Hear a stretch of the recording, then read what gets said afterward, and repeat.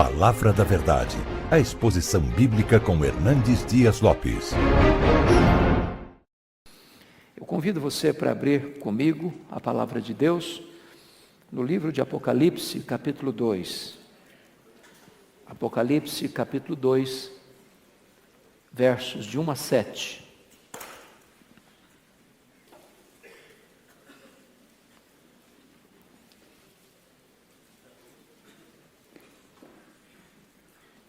Carta à igreja de Éfeso.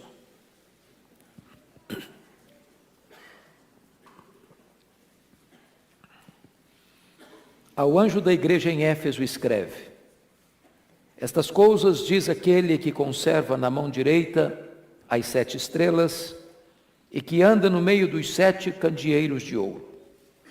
Conheço as tuas obras, tanto o teu labor como a tua perseverança, e que não podes suportar homens maus, e que puseste à prova os que a si mesmos se declaram apóstolos e não são, e os achaste mentirosos.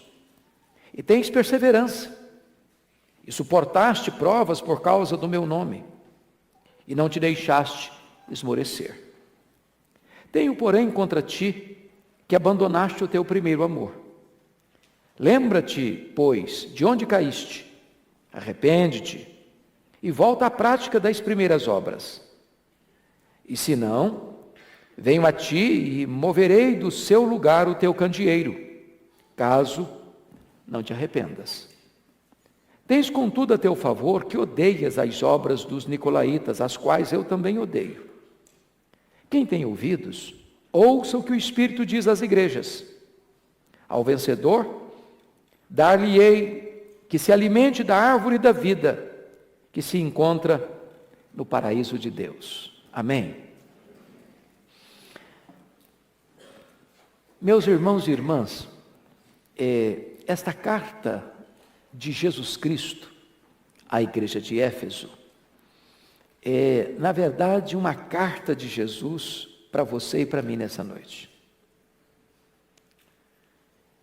Não devemos abordar este assunto como se nós estivéssemos tratando de um tema remoto, numa geografia remota, para um destinatário remoto. Nesta noite, Jesus está tratando com você e comigo. Eu vou ser apenas o portador, mas a mensagem é de Cristo. Quando Jesus manda esta carta à igreja de Éfeso, vale entender que ele estava preso, deportado, degradado, nesta ilha vulcânica do Mar Egeu, a ilha de Patmos, por ordem do imperador Domiciano, que foi considerado o segundo Nero, por causa da crueldade com que ele perseguiu a igreja. Isso era depois do ano 90, talvez aí por volta do ano 94, 96, depois de Cristo, quando todos os apóstolos de Cristo já estavam mortos, todos pelo viés do martírio. João era o último representante do grupo apostólico vivo, e agora na sua velhice, ele é arrancado da igreja de Éfeso, onde era pastor, e levado para esta ilha vulcânica. Era uma espécie de colônia penal. E aqui, quando Domiciano pensava que seria o seu fim, que seria a pá de cal para sepultar de vez a igreja massacrada e perseguida, Jesus aparece para João nesta ilha, abre-lhe uma porta no céu e revela para João as coisas que deveriam acontecer. E o primeiro expediente de Jesus é enviar cartas às 7 igrejas. E a primeira carta é endereçada à capital da Ásia Menor, exatamente a igreja que João pastoreava. É importante entender que Éfeso não era apenas a capital da Ásia Menor, mas era a maior e mais importante cidade da Ásia Menor. Essa cidade, na época já, possuía mais de 300 mil habitantes, era uma grande metrópole para aquele tempo. Era uma cidade fortemente marcada pela idolatria, porque aquela cidade hospedava o templo da deusa Diana, cujo templo jônico de mármore era uma das 7 maravilhas do mundo antigo, 4 vezes maior do que o Partenon de Atenas. Os nichos do templo daquela deusa Diana aqueciam o comércio da cidade.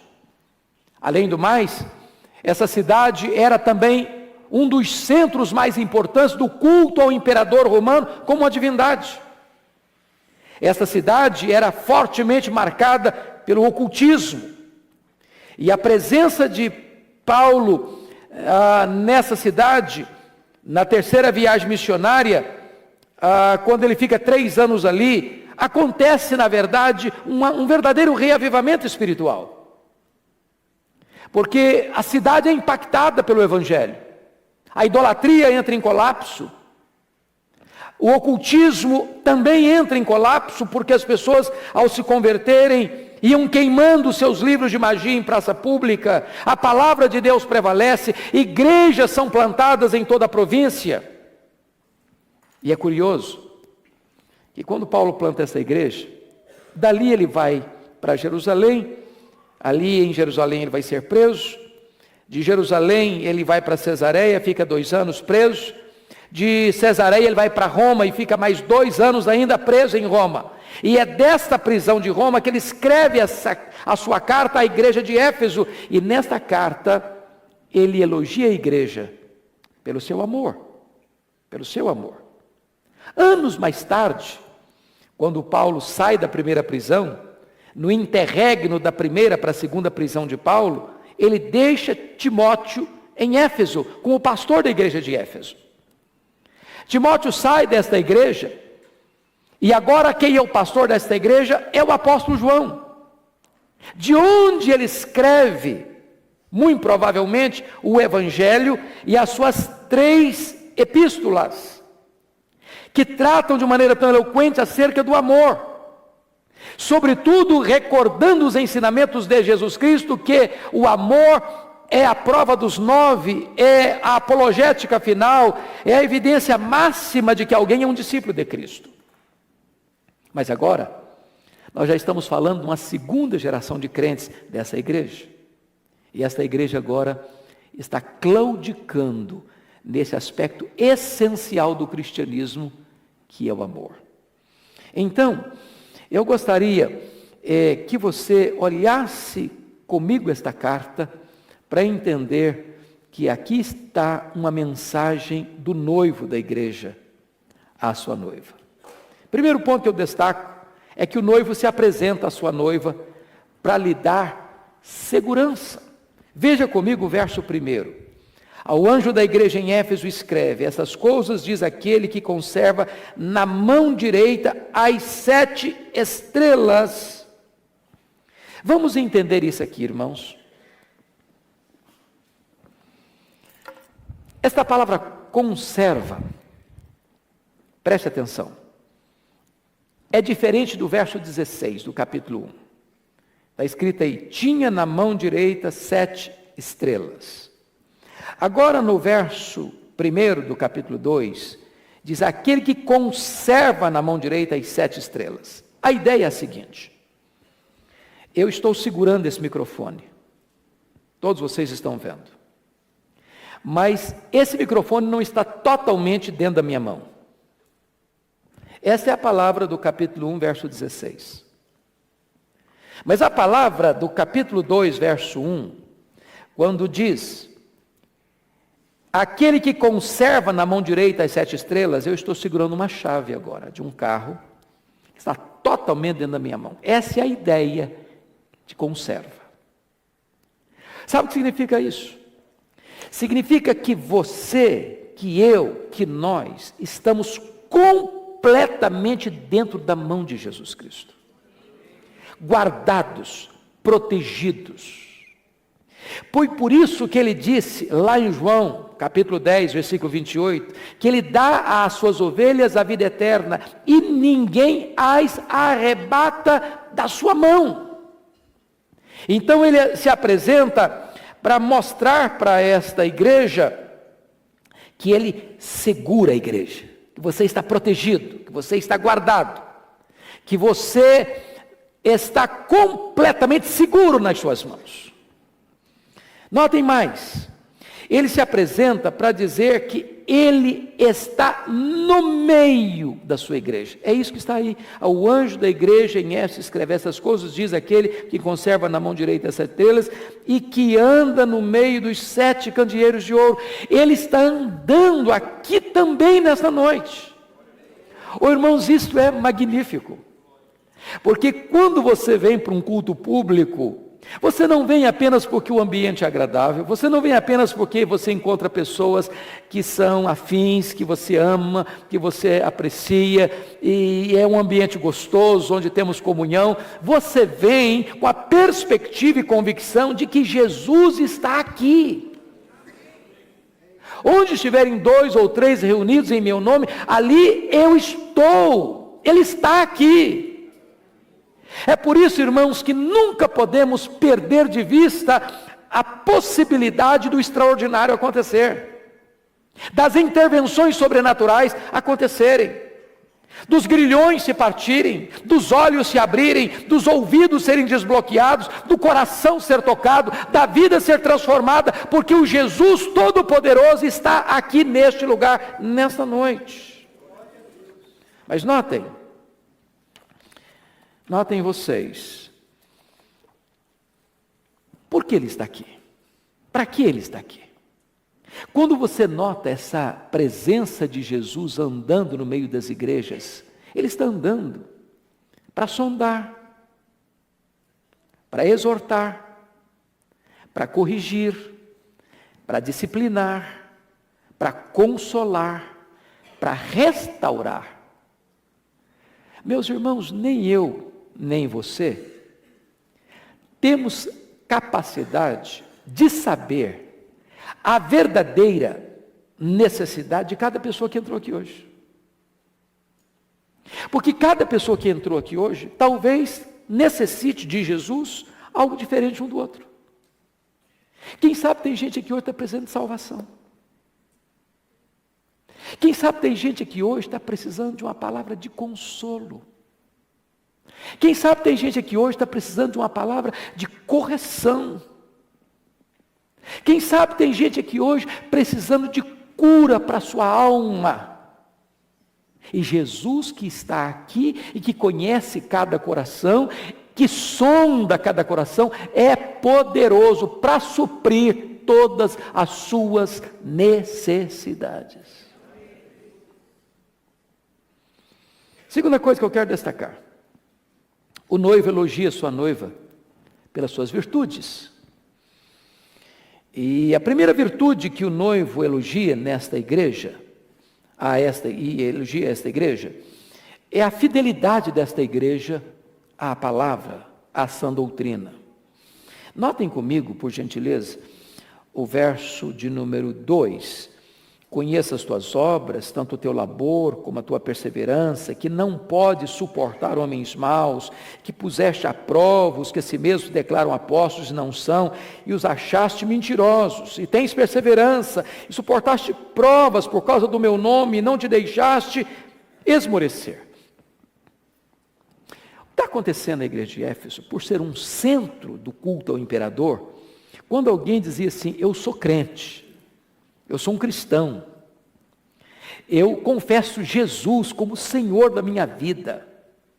Isso era um grande desafio, isso era um grande risco, isso era um grande perigo, isso era uma grande ameaça. Isso era a mesma coisa de colocar a sua cabeça a prêmio.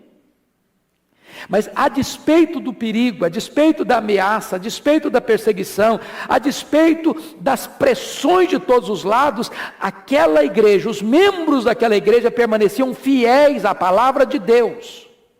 Eles não negociavam a verdade, eles não transigiam com os absolutos de Deus, eles não negavam a verdade absoluta de Deus. E notem, em tempos de perseguição, vão surgir o que Jesus chamou de falsos apóstolos, para pregar um evangelho mais adocicado, mais ao gosto do freguês, mais palatável. O que estava acontecendo é que, na verdade, muitos obreiros itinerantes se levantavam, percorrendo as igrejas, dizendo assim: eu sou um apóstolo. Eu sou um apóstolo. E muitas igrejas acolhiam essas pessoas que se diziam apóstolos e não eram apóstolos, que na verdade eram verdadeiros lobos. Lobos esses que Jesus alertou a sua igreja sobre eles. Acautelai-vos dos lobos vestidos com peles de ovelhas. Quando Paulo sai dessa igreja de Éfeso, vocês podem depois conferir isso em Atos 20, versos 29 e 30, ele alerta essa igreja que ele iria partir, mas os lobos lutariam para entrar na igreja, para devorar o rebanho. Esses lobos haviam chegado, mas esta igreja manteve-se fiel à palavra de Deus. Irmãos, nós estamos vivendo no Brasil um momento tão tenso, tão complexo, onde tanta gente se levanta, se auto-intitula apóstolo, ou é intitulada por outrem como apóstolo, e tantas vezes pregam aquilo que está na sua mente, no seu coração, evadindo-se da Escritura, apartando-se da sã doutrina, e tantas vezes essas pessoas são acolhidas, ouvidas. Mas a igreja, para agradar a Deus, ela precisa ser fiel às Escrituras. Mesmo sendo perseguida, mesmo enfrentando dissabores, mesmo enfrentando dificuldades, a igreja não pode negociar a verdade de Deus. Não pode. Notem que aqueles que se autoproclamavam apóstolos e não eram pessoas que queriam holofotes, eram pessoas que queriam ser estrela, eram pessoas que queriam reconhecimento, eram pessoas que queriam o bônus do ministério e não o ônus do ministério. E Paulo diz que esta igreja manteve-se firme. Quando eu olho o cenário religioso da nossa nação, eu vejo que tantas vezes falta-nos aquele sentimento bereano de examinar o que o pregador diz. Não importa quem seja o pregador, se Pedro ou Paulo, você precisa ouvir com a Bíblia aberta, você precisa ouvir com os ouvidos atentos, você precisa ouvir com o seu aspecto de examinar se o que está sendo dito é exatamente o que está na palavra de Deus. Porque Deus não tem compromisso com a palavra do pregador, Deus tem compromisso com a sua palavra. A palavra que não volta para Deus vazia, não é a palavra do pregador, é a palavra de Deus. Agora, se o pregador, não importa se Paulo ou se Pedro está pregando e pregando a palavra de Deus, favor, atente para o que está sendo dito, porque a voz é de homem, mas a palavra é do próprio Deus. Agora notem, Jesus está elogiando essa igreja. E está elogiando essa igreja porque ela, de fato, não tolera doutrinas estranhas entrando no seu arraial. Eu tive uma experiência há alguns anos que eu fiquei muito impressionado. Foi lá na cidade de Vitória, eu fui convidado para pregar numa igreja evangélica, um culto de gratidão por alguns irmãos candidatos evangélicos naquele pleito político que haviam alcançado vitória, e então reuniram-se várias igrejas para esse culto de gratidão.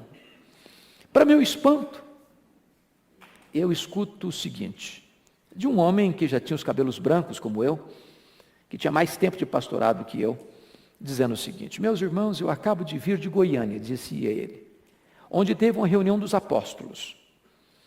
E nesta reunião dos apóstolos, concluiu-se que o problema do Brasil é maldição. E que nós temos que quebrar essa maldição que está sobre o Brasil. E nós então contratamos um avião para jogar óleo de cima para baixo, ungir o Brasil nos pontos cardeais. E eu comecei a ficar pasmo com o que eu estava ouvindo. E para ficar mais inquieto ainda, esse pastor disse, e o problema do Estado do Espírito Santo é o mesmo. E nós já contratamos um avião, já jogamos o óleo, e agora nós vamos recolher uma oferta para pagar o avião. E eu fiquei pensando, meu pai, se o problema do Brasil fosse jogar óleo, era bom fazer um contrato com a Petrobras, embora não é tão seguro mais. Seria tão fácil resolver? Quantas pessoas apelando para expedientes místicos, forâneos à palavra de Deus, apartando-se da palavra de Deus. E o que é triste, irmãos, é que talvez um dos maiores problemas da igreja evangélica brasileira é a perda de neurônios. É a incapacidade de pensar, de refletir, de ouvir e filtrar o que está se ouvindo, passando isso pelo crivo da Escritura. Paulo, o Senhor Jesus Cristo vai dizer que esta igreja não suportava a doutrina dos falsos apóstolos, e ele chega a dizer lá no versículo 6 ainda, tens contudo a teu favor, que odeias as obras dos nicolaítas, as quais eu também odeio. O que significa isso? Era uma igreja que não tinha apenas zelo pela doutrina, mas tinha também zelo pela moral, pela ética. Por quê? Porque os nicolaítas eram falsos obreiros que ensinavam algumas coisas. Duas coisas eles ensinavam. Primeiro, você pode ser um cristão e participar de comidas sacrificadas aos ídolos. Uma espécie de sincretismo religioso. Segundo, eles também diziam que quanto mais você pecar, mais você dá oportunidade para a graça de Deus se manifestar. Então, você quer que a graça de Deus trabalhe? Peque muito, que aí a graça de Deus vai trabalhar muito. E desta maneira, estava induzindo a igreja à imoralidade. Esta igreja permaneceu fiel à palavra e fiel a uma vida ética granítica, inegociável. Jesus ainda elogia essa igreja, meus irmãos, por outra razão. Olha o verso 2. Era uma igreja envolvida com a obra de Deus. Conheço as tuas obras, tanto o teu labor como a tua perseverança. Em outras palavras, a igreja era uma espécie de colmeia industriosa. Não eram crentes apenas assistentes de cultos, não. Eram crentes engajados na obra, envolvidos no trabalho. Era uma igreja ativa, operosa, dinâmica no serviço de Deus. Mas em terceiro lugar, você vai notar que essa igreja era uma igreja que perseverava na tribulação. Verso 3, e tens perseverança e suportaste provas por causa do meu nome. Tem hora que eu fico pensando que a igreja brasileira, por que não dizer no mundo inteiro, as pessoas não querem provas. Não querem. O cristianismo aqui está muito barato. Custa nada. Eu já contei aqui num dos cultos que uma das marcas, por exemplo, da igreja nos países muçulmanos, a igreja evangélica, nós temos uma igreja no Cairo, por exemplo, a igreja presbiteriana do Cairo tem 10 mil membros. E o pastor daquela igreja, o pastor Samé Maurici, contou para nós que lá na igreja que ele é pastor, quando se vai examinar um candidato para o batismo, para a profissão de fé, só se faz uma pergunta a esse candidato, e a pergunta é esta: você está pronto a morrer por Jesus? Nenhuma outra pergunta é feita. Se a pessoa titubear, não, você não está pronto. Você volta daqui a um tempo.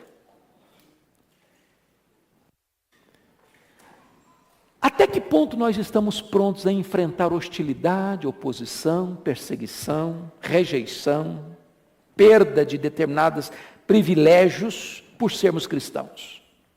Essa igreja é elogiada por Jesus, porque era a igreja que perseverava apesar das provas. Mas agora, meus queridos, terceiro ponto que eu quero trabalhar é que o noivo repreende a sua noiva pelo esfriamento do seu amor. Olha o verso 4 comigo. Tenho, porém, contra ti que abandonaste o teu primeiro amor. E eu chamo a sua atenção como você e eu hoje corremos esse risco. Primeiro, abandonamos o nosso primeiro amor quando substituímos o amor a Jesus pela ortodoxia e pelo trabalho. Prestem bem atenção nisso. Ortodoxia é coisa boa, é necessária, é insubstituível, é absolutamente inegociável. O trabalho é necessário, absolutamente vital. Uma igreja que não trabalha, ela dá trabalho. Uma igreja que não evangeliza, ela tem que ser evangelizada. Uma igreja que não faz missões, ela se torna um campo missionário. Então a obra é necessária. Agora, olha o problema. É quando você faz da defesa da ortodoxia e do trabalho da igreja um substituto para o seu profundo relacionamento com Jesus. Aí, sabe o que acontece? A obra de Deus ocupa o lugar do Deus da obra. E eu quero dizer para você que a maior prioridade sua e minha não é fazer a obra de Deus. A maior prioridade sua e minha é conhecer e ter intimidade com o Deus da obra. Porque a obra de Deus é consequência do nosso relacionamento com Ele e um substituto do nosso relacionamento com Ele. Preste atenção que o problema que está atingindo essa igreja de Éfeso aqui não são coisas más. Não. Jesus está denunciando essa igreja porque ela está em pecado, no sentido de viver uma vida imoral, não é porque ela está abraçando heresias, não. Ela está preservando algo vital, mas fazendo esse algo vital um substituto do relacionamento com Jesus.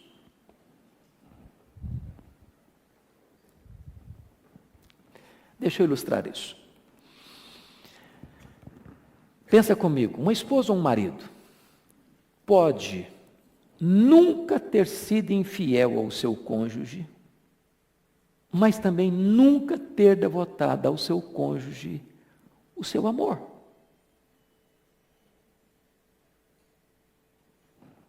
E sabe, irmãos, às vezes nós abandonamos o nosso primeiro amor e substituímos esse amor pelo nosso zelo religioso. Somos extremamente zelosos. Somos assim bem dedicados, metódicos, quase que zelosos como os fariseus, dos detalhes. Somos capazes de morrer pela nossa denominação, morrer pela nossa doutrina, lutar bravamente para defender determinados aspectos importantes da nossa teologia, e devemos lutar mesmo por isso, mas ao mesmo tempo que nós bravamente lutamos por isso, perdemos a alegria, perdemos a devoção, perdemos o calor do coração, perdemos o brilho dos olhos, perdemos o entusiasmo com essa relação pessoal com Jesus. Vira mecânico. Bota no piloto automático. De repente vir para a igreja é rotina. De repente participar de um culto é rotina. De repente cantar louvores é rotina. De repente ler a Bíblia é rotina. De repente tudo isso é feito no piloto automático e nada disso mexe mais, nada disso entusiasma mais, nada disso queima o coração mais. Você vem, você volta, a vida é a mesma, a rotina é a mesma, nada acontece que enche o seu coração de gozo na presença de Deus. O amor se esfria quando o nosso conhecimento teológico não nos move a nos afeiçoarmos mais a Deus. Pensem comigo nisso. Quanto mais conhecimento você tem, mais quebrantado, mais piedoso você deveria ser. Corre-se o risco, como alertou Jonathan Edwards, da gente ter muita luz na cabeça e não ter fogo mais no coração.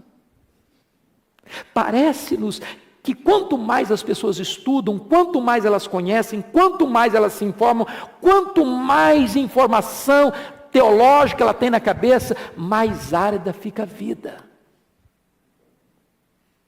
Oh, irmãos, Jesus está nos alertando que nós não podemos substituir o conhecimento por uma relação íntima, pessoal e profunda com o Senhor Jesus Cristo.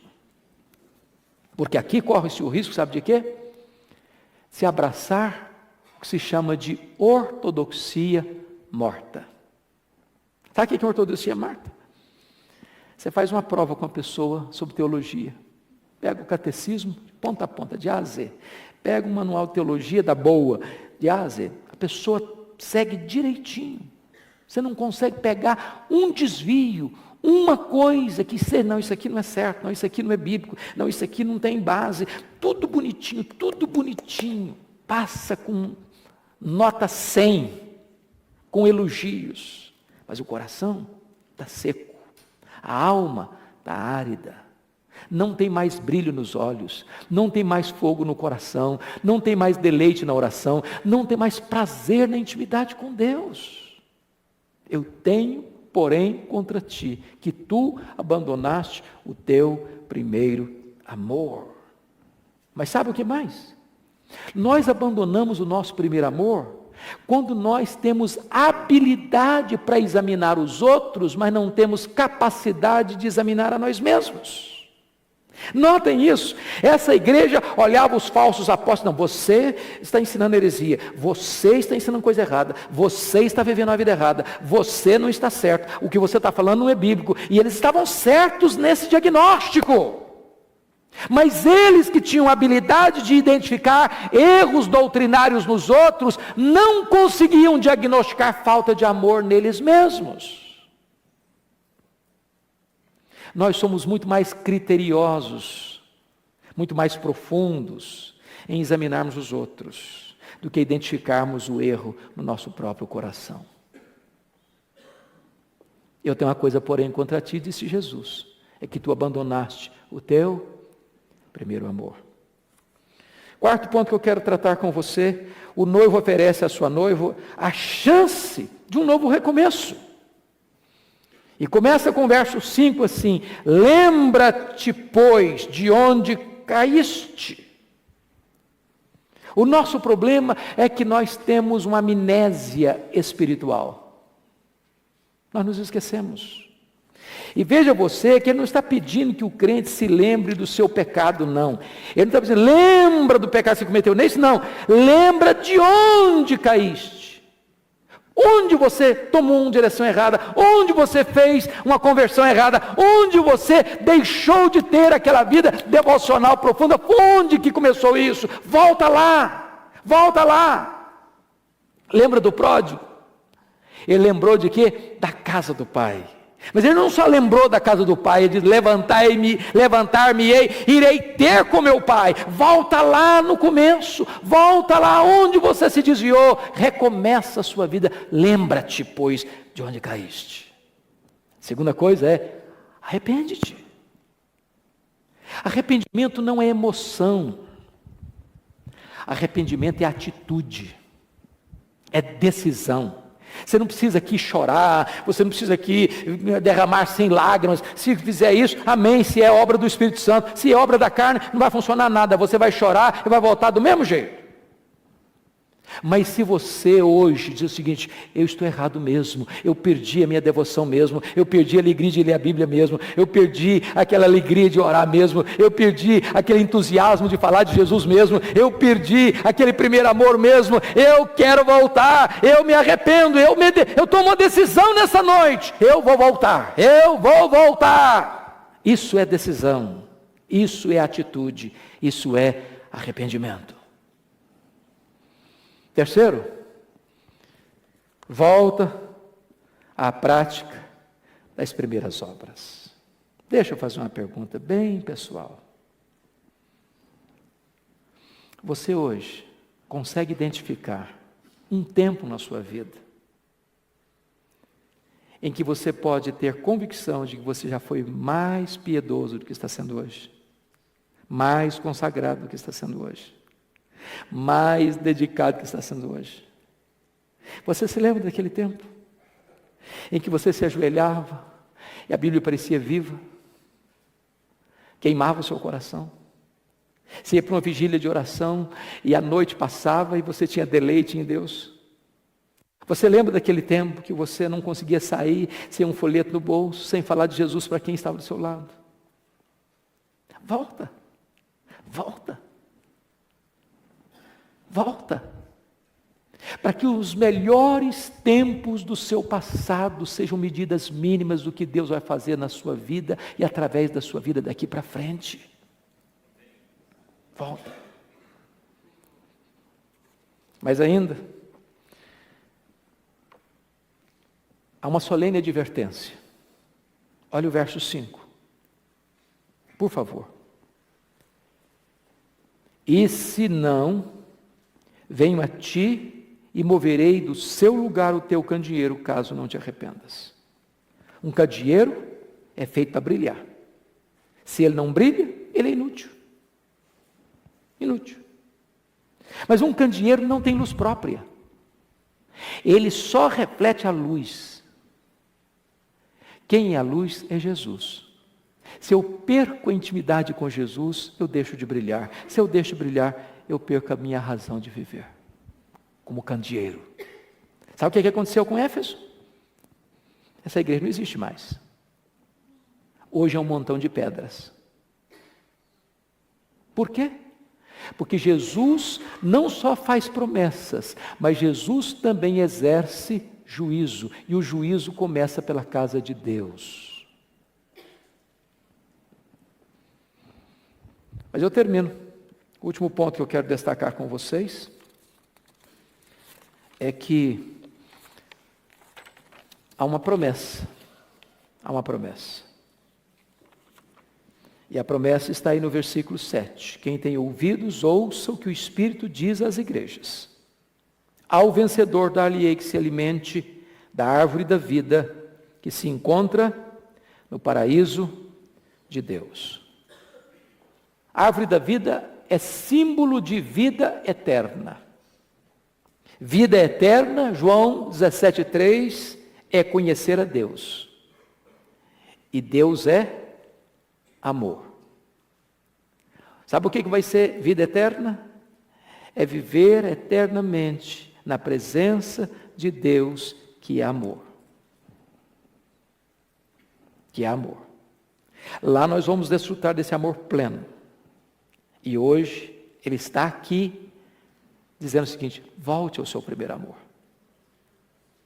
Porque amor é o que nós vamos ter por toda a eternidade.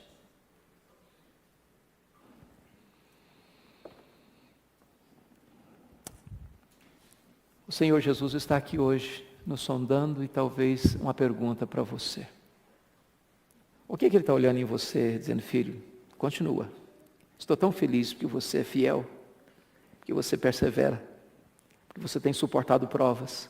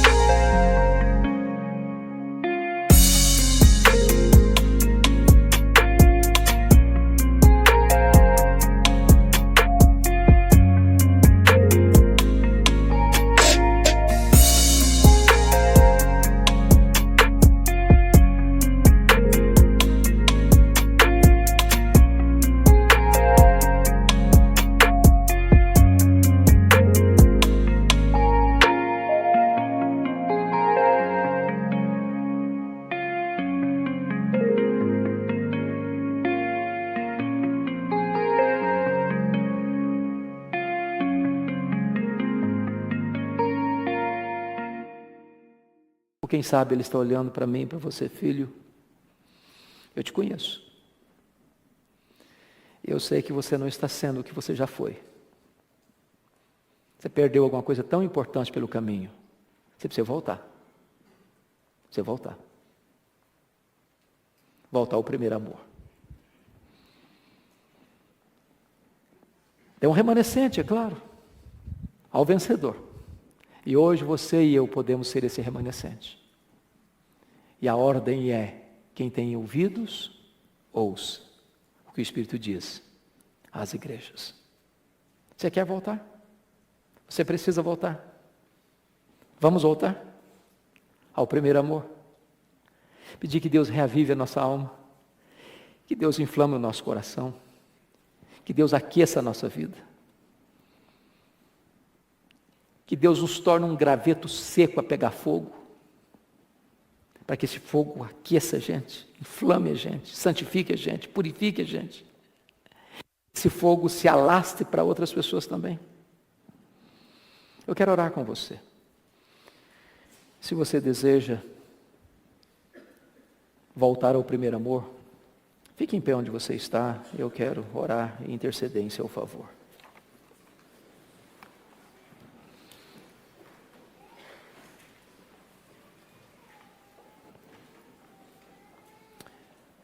Deus, nós estamos aqui confrontados, desafiados pela Tua palavra. E nós reconhecemos, Deus, que nós estamos muito aquém daquilo que Tu queres de nós. Nós estamos, tantas vezes, rasos, quando Tu queres nos encher do Espírito Santo. Tantas vezes, enamorados com tantas coisas atraentes deste mundo, quando Tu queres nos dar o melhor desta terra, a Tua presença, a Tua intimidade, a alegria de fruir a Tua presença, de glorificar o Teu nome, de estarmos na presença daquele que é santo, glorioso, belo, formoso, majestoso. Senhor, enquanto caminhamos, tantas vezes fuligem vai se acumulando na nossa alma, tristezas, pesares, angústias, dissabores, decepções, e o nosso coração, Senhor, tantas vezes vai ficando calejado, há uma casca grossa, que não permite mais que esta palavra penetre, para fazer tudo novo. Então, Senhor, nesta noite, volta-te para nós, tem compaixão de nós, por amor do Teu nome, restaura a nossa sorte, muda a nossa vida, gera no nosso coração disposição de arrependimento, para nós nos voltarmos para Ti, voltarmos ao primeiro amor, e recomeçarmos uma nova vida na Tua presença. Sopra sobre nós um alento de vida, nesta noite, Senhor, tira as cinzas, acende as brasas, reacende as chamas, e leva-nos de volta à Tua presença, ao primeiro amor. Que seja assim, Senhor, para a nossa alegria, para a alegria da nossa família, para a bênção da nossa igreja, para impactarmos esta cidade, esta nação, para a glória do Teu nome. Nós choramos com gratidão em nome de Jesus. Aleluia. Amém. Palavra da Verdade, a exposição bíblica com Hernandes Dias Lopes.